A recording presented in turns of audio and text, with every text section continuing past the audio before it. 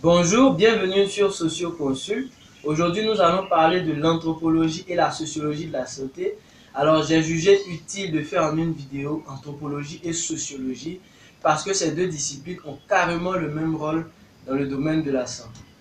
Avant tout propos, il est important de dire que la sociologie est une discipline vaste, tellement vaste qu'elle a été subdivisée en plusieurs sous-disciplines. On peut citer la sociologie de l'éducation, la sociologie de la famille, la sociologie du travail, etc. Et celle que nous allons voir aujourd'hui, c'est-à-dire la sociologie de la santé. La première question qui me vient à l'esprit, c'est qu'est-ce qu'un anthropologue ou un sociologue vient chercher dans le domaine de la santé? Ça peut paraître paradoxal. À titre de réponse, je vous dirais que euh, la médecine, pendant longtemps, s'est emparée des questions de santé dans le monde.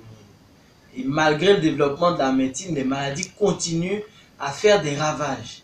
C'est ce qui va pousser l'OMS à redéfinir sa notion de santé qui deviendra par la suite un état complet de bien-être physique, mental et social et ne consiste pas seulement en une absence de maladie ou d'infirmité. Alors, cette définition va carrément tout changer et va donner à la sociologie un nouveau champ d'investigation, ce que nous allons voir tout à l'heure. À travers la définition de la santé donnée par l'OMS, on peut faire ressortir trois dimensions. On a la dimension physique qui est de l'ordre de la médecine, la dimension psychologique qui est de l'ordre de la psychologie, la psychanalyse et la psychiatrie, et la dimension sociale qui est de l'ordre de l'anthropologie et la sociologie.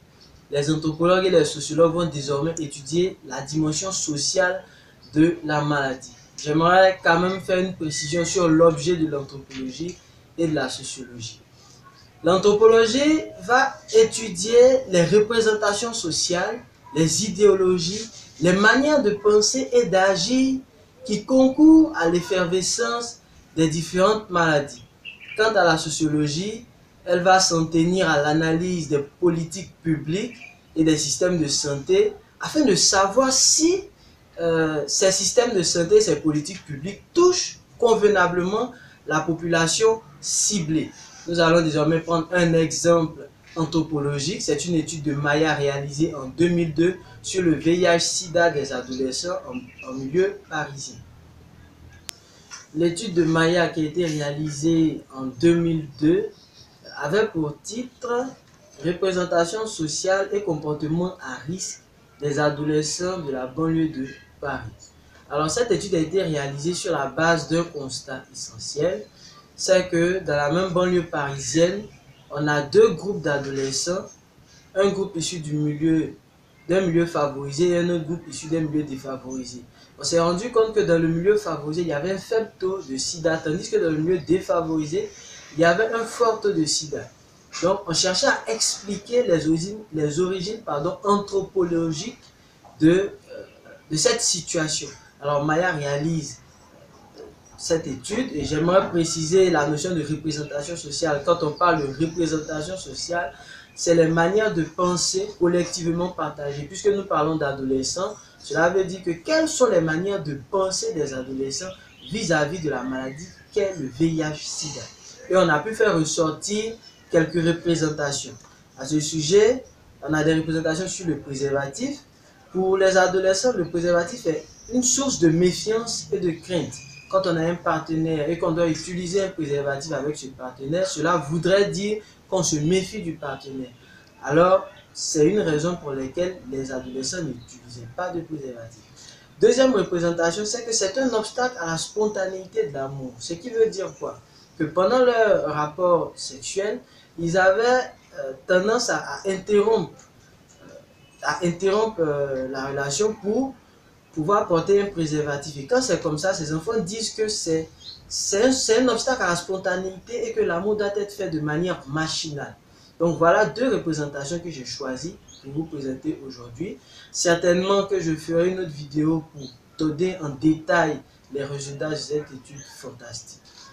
Maintenant, ce qu'on doit retenir, c'est que les représentations sociales, les manières de penser conditionnent nos comportements. Si on a de mauvaises pensées concernant une maladie, ou si on a des informations erronées sur la maladie, forcément, ça va nous amener à à avoir des comportements inadéquats. Voilà ce qu'il faut retenir de l'anthropologie, de cet exemple sur l'anthropologie de la santé.